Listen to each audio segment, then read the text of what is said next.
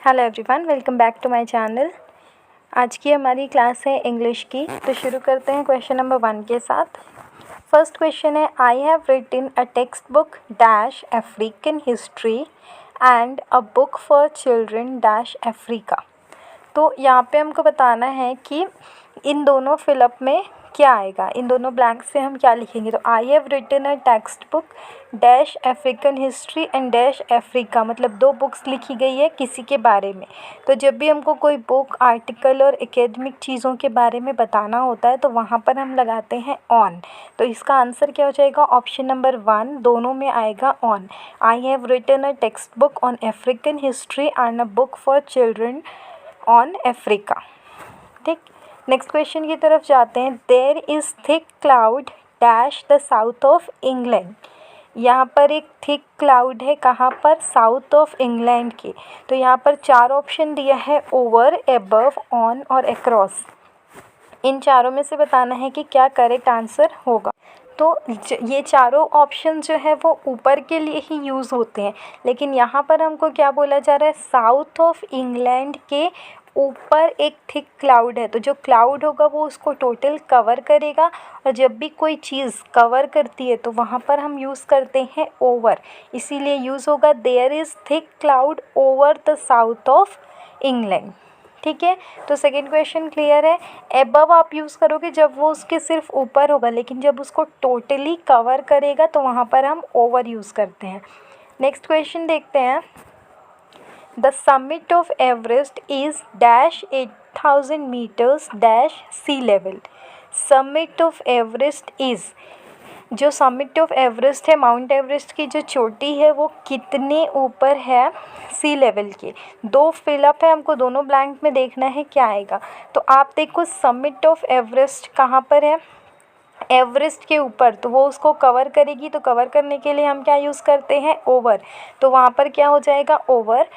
The summit of Everest is over 8000 meters, sea level के ऊपर है, उसके ऊपर है। लेकिन क्या माउंट एवरेस्ट जो है वो पूरा कवर कर रही है सी लेवल को, नहीं, वो सिर्फ उसके ऊपर है। तो वहाँ पर क्या आएगा, above sea level.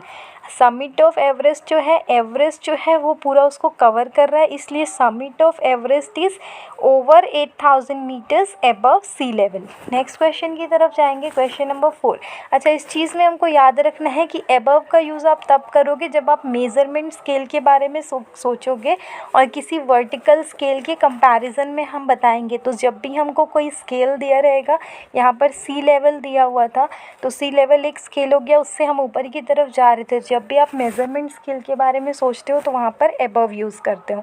Next question है, his office is dash the corridor. उसका ऑफिस जो है वो कॉरिडोर के कैसे है, ऑन, इन, बिसाइड या अलोंग। तो इसका यूज़ हम कब करेंगे, जब हमको ऐसी कोई पतली लंबी चीज़ दी रहेगी तो वहाँ पर हम यूज़ करते हैं अलोंग। और कॉरिडोर आपका बरामदा जैसा हुआ जो कि लंबा और पतला होता है, इसीलिए हम वहाँ पे क्या यूज़ करेंगे, अलोंग द कॉरिडोर। ठीक है, his office is along the corridor. Road, river, corridor हो तो उसके साथ हम लोग यूज़ करते हैं प्रीपोजिशन अलोंग। ठीक है, नेक्स्ट क्वेश्चन की तरफ जाएंगे। नेक्स्ट क्वेश्चन है, Switzerland lies dash France, Italy, Austria and Germany. Switzerland lies dash France, Italy, Austria and Germany. तो फ्रांस, इटली एक साइड है, ऑस्ट्रिया, जर्मनी एक साइड है, और स्विट्ज़रलैंड जो है इन चारों का जो है वो 2-2 के ग्रुप के बीच में है। तो जब भी 2 के बीच में की बात होती है तो वहाँ पर हम क्या यूज़ करते हैं, बिटवीन। तो ये क्या होगा, स्विट्ज़रलैंड लाइज बिटवीन।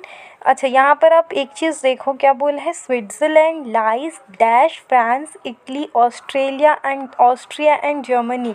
तो यहाँ पर 4 दिया है, 4 के बीच में जब लेते हैं तो हम लेते हैं एमंग, और 2 के बीच में जब लेते हैं तो बिटवीन। तो इसका आंसर हो जाएगा option number B, among. Switzerland lies among France, Italy, Austria and Germany. Next question की तरफ जाएंगे। My house is dash the third cross roads after the bridge. यहाँ पे हमको लिखना है ऑन, इन, ओवर या एट, इसमें से क्या आएगा। तो जब भी आपकी किसी पॉइंट या पोजीशन की बात हो तो वहाँ पर हम क्या लिखते हैं, एट। तो ये क्या हो जाएगा, the house is at the third cross roads after the bridge. ठीक है, नेक्स्ट क्वेश्चन की तरफ जाएंगे। I once studied the guitar dash 3 years for from since in. तो यहाँ पे देखो टाइम पीरियड दिया है, तो जब भी टाइम पीरियड दिया रहता है तो वहाँ पे हम लोग सिंस या फॉर लेते हैं। जब हमको एक पर्टिकुलर टाइम पीरियड दिया रहता है तो उस पर्टिकुलर टाइम पीरियड के लिए हम क्या यूज़ करते हैं, फॉर यूज़ करते हैं। तो यहाँ पे क्या हो जाएगा, I once studied the guitar for 3 years। Next question है let's try to agree dash a date. Let's try to agree dash a date, ये हमारा क्वेश्चन है। तो इस क्वेश्चन में आप देखोगे कि 4 ऑप्शन दिया है, विथ, अबाउट, ऑन या टू। तो जब हमको किसी चीज़ का डिसीजन लेना हो, अग्री करना हो, तो वहाँ पर हम यूज़ करते हैं ऑन का। इसीलिए ये क्या हो जाएगा, let's try to agree on a date. Option number C जो होगा वो करेक्ट हो जाएगा। नेक्स्ट क्वेश्चन है what are you so angry dash. ठीक है, तो जब आप किसी से गुस्सा हो किसी बारे में, तो यहाँ पर आपको क्या लिखना पड़ेगा, के बारे में के लिए हम कौन सा वर्ड यूज़ करते हैं, अबाउट। तो क्या हो जाएगा, आप किस लिए गुस्सा हो या आपके गुस्से की क्या वजह है या किस बारे में गुस्सा हो, तो क्या आएगा word about. What are you so angry about. Next question देखते हैं। We ought to discuss dash your holiday dates। We ought to discuss dash your holiday dates। 4 option है, अबाउट, ऑफ, ऑन या नो प्रपोजिशन नीडेड। तो यहाँ पे आप देखोगे we ought to discuss your holiday dates, तो यहाँ पर हमको कोई प्रपोजिशन लगाने की ज़रूरत नहीं है कि हम आपके हॉलीडे डेट्स के बारे में डिस्कस कर रहे हैं या क्या हम आपको हॉलीडे डेट्स डिस्कस कर रहे हैं। तो यहाँ पर हमको कोई प्रपोजिशन नहीं चाहिए। ऑप्शन नंबर डी जो है वो करेक्ट है। नेक्स्ट हम देखेंगे वॉइस के क्वेश्चन, कैसा आप वॉइस चेंज करोगे। ठीक है, तो क्वेश्चन नंबर 11 देखते हैं। The waiter filled the glass with water. यहाँ पे हमको बोला गया the waiter filled the glass with water. इसको हमको एक्टिव को पैसिव वॉइस में चेंज करना है। रूल क्या होता है, सबसे पहला ऑब्जेक्ट जो रहता है वो सब्जेक्ट में आ जाता है और सेकेंड आपका जो टेंस रहता है वही होना चाहिए। ठीक है, तो ऑब्जेक्ट क्या है हमारा, द ग्लासेस। ठीक है, तो क्या होगा, ग्लासेस सामने आ जाएगा। अब नेक्स्ट चीज़ देखते हैं, टेंस कौन सा है, पास्ट टेंस है। जब पास्ट टेंस है मतलब हमको पास्ट टेंस वाला सेंटेंस होना चाहिए। तो the glasses filled with water by the waiter, but यहाँ पे द ग्लासेस के बाद कोई हेल्पिंग वर्ब होना चाहिए ना, यहाँ पर तो नहीं है, मतलब फर्स्ट आंसर रॉन्ग हो गया। सेकेंड देखते हैं, the glasses were filled with water by the waiter. तो ये आंसर जो है हमारा करेक्ट है। द ग्लासेस ऑब्जेक्ट है जो सामने आया, उसके साथ वर लगा, पास्ट टेंस का verb, filled with water by the waiter. Third वाला जब आप देखोगे तो क्या, the waiter was filled the glasses with water. ये तो आपका चेंज हुआ ही नहीं, आपका ओनली आपने क्या किया, वॉज ले आया, बाकी आपने पूरा सेंटेंस वही लिखा है।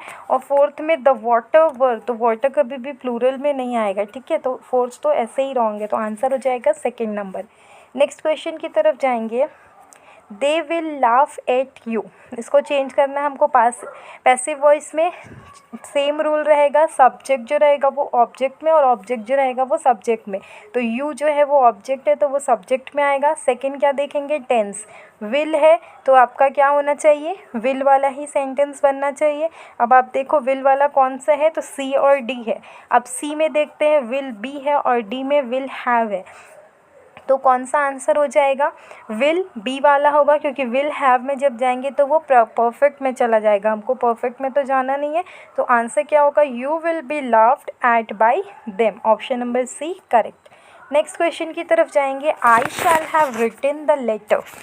ठीक है, फिर से देखेंगे, चेंज करना है, फ्यूचर में है तो फ्यूचर में ही रहना चाहिए। तो जो पास्ट वाला है प्रेजेंट वाला है हटा दो।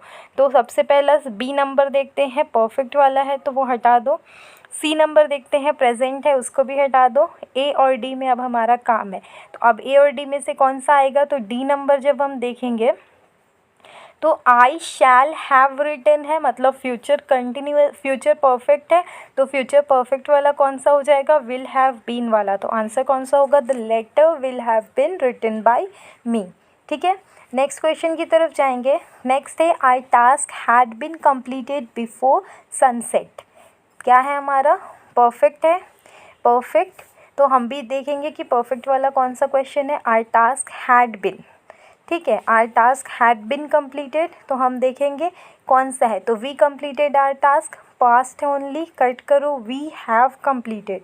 तो वी हैव जो होगा वो प्रेजेंट परफेक्ट दिखाएगा, बट हमारा हैड बीन है मतलब पास्ट परफेक्ट होना चाहिए, तो बी भी कट हो गया। सी नंबर तो प्रेजेंट है वो भी छोड़ देते हैं, तो आंसर क्या हो जाएगा, D number, we had completed our task before sunset. तो ऑप्शन नंबर डी जो है करेक्ट हो जाएगा। तो आपको पूरा चेंज नहीं करना है, आपको सिर्फ आंसर ढूंढना है और जो आंसर मिल गया उसको बस टिक करना है। नेक्स्ट क्वेश्चन की तरफ जाएंगे। The government has launched a massive tribal welfare programme in Assam. देख लेते हैं क्या हमारा हैज़ वाला है, तो हैज़ वाला सेंटेंस रखो, बाकी सब छोड़ दो। तो फर्स्ट वाले में इज़ है, कट कर दो। सेकंड में हैज़ है, उसको रखेंगे। थर्ड में हैज़ है, उसको रखेंगे। फोर्थ में हैज़ है, वो भी रखेंगे। Second, third, fourth. अब आंसर देखते हैं, तो आंसर कौन सा होगा। तो सेकंड, थर्ड, फोर्थ तीनों जो है वो हैज़ वाला सेंटेंस है। अब हमको क्या देखना है, सब्जेक्ट ऑब्जेक्ट में और ऑब्जेक्ट सब्जेक्ट में आना चाहिए। तो आप यहाँ पे देखो, द गवर्नमेंट जो है वो सब्जेक्ट है और मैसिव ट्राइबल वेलफेयर प्रोग्राम जो है वो ऑब्जेक्ट है। आसाम जो है वो सिर्फ हमको उसके बारे में बताया है। आपका ऑब्जेक्ट क्या है, a massive tribal welfare programme. तो आपका करेक्ट आंसर क्या होगा, B number, a massive tribal welfare programme has been launched by the government in Assam. ठीक है, तो ये आंसर हो जाएगा हमारा करेक्ट। सी नंबर अगर हम देखेंगे तो Assam government has launched a massive tribal welfare programme, तो ये नहीं होगा क्योंकि आपका पैसिव वॉइस में चेंज करना था, तो जो आपका मैसिव ट्राइबल वेलफेयर प्रोग्राम है वो सामने आना चाहिए था, पर सी और डी में वैसा नहीं लाया है, इसलिए बी नंबर जो है हमारा करेक्ट है। नेक्स्ट क्वेश्चन की तरफ क्वेश्चन नंबर 6 है, it is impossible to do this. इसको हमको चेंज करना है पैसिव वॉइस में। तो पैसिव वॉइस में हम क्या करेंगे, दिस जो है वो सामने आना चाहिए। तो दिस सामने वाला कौन सा है, बी, सी और डी। अब नेक्स्ट हमको क्या देखना है, इज़ है, प्रेजेंट टेंस है, तो प्रेजेंट टेंस वाला होना चाहिए। तो बी, सी, डी में से this is impossible to be done, this must not be done, ये तो होगा नहीं। दिस कांट बी डन, ये भी नहीं होगा क्योंकि आपका वहाँ पे नेगेटिव सेंटेंस तो है नहीं। तो सी और डी ऐसे ही कट गया, तो आंसर क्या आ गया, बी नंबर। तो मेन चीज़ हमको ये याद रखनी कि हमारे पास चारों आंसर्स दिए रहते हैं, हमको सिर्फ आंसर ढूंढना है, हमको ये नहीं करना है कि सॉल्व करके बनाना है। आप आंसर ढूंढना सीख लो, फिर आपको बनाना खुद ब खुद आ जाएगा। नेक्स्ट क्वेश्चन देखते हैं। We must take care of all living species on earth. ठीक है, अब हमको आंसर ढूंढना है। तो हमारा ऑब्जेक्ट क्या है, ऑल लिविंग स्पीसीज। सेंटेंस कैसा है, प्रेजेंट सिंपल। ठीक है, तो आंसर नंबर देखिए क्या हो जाएगा हमारा, वी मस्ट है, तो मस्ट वाला सेंटेंस हम लेना चाहेंगे। तो मस्ट वाला सेंटेंस कौन सा है, सिर्फ बी नंबर। तो आंसर नंबर बी जो हो जाएगा वो हमारा करेक्ट हो जाएगा, क्योंकि had been, will be taken या आर टेकन, विल बी और हैड बीन तो ऐसे ही कट गया। अब आर और मस्ट में से जब हमको मस्ट वाला सेंटेंस दिया है तो मस्ट वाला ही हमारा करेक्ट होगा ना। तो ऑप्शन नंबर बी जो है वो करेक्ट हो जाएगा। All living species on earth must be taken care of by us. Next question देखते हैं। She took the dog for a walk. ठीक है, टुक दिया है मतलब कौन सा टेंस हो गया, पास्ट टेंस। पास्ट टेंस वाला सेंटेंस लेना है, प्रेजेंट वाला हटा दो, एक भी प्रेजेंट वाला है ही नहीं, तो अब हम हटाएंगे क्या। ठीक है, तो अब हम देखते हैं, she took the dog for a walk. तो इसमें क्या सेंटेंस बनेगा, फॉर अ वॉक। इसमें ऑब्जेक्ट क्या है, डॉग, और शी सब्जेक्ट है, तो द डॉग। अब हम देखते हैं आगे क्या आएगा। तो the dog took her for a walk, ये तो होगा ही नहीं, तो कट कर दो। The dog was took for a walk, ये भी नहीं होगा। The dog took a walk by her, ये भी नहीं होगा। तो करेक्ट आंसर क्या होगा, the dog was taken for a walk by her, वह कुत्ता उसके द्वारा घुमाने के लिए ले जाया गया। इसीलिए करेक्ट आंसर क्या होगा, the dog was taken for a walk by her. Option number A जो है वो करेक्ट है।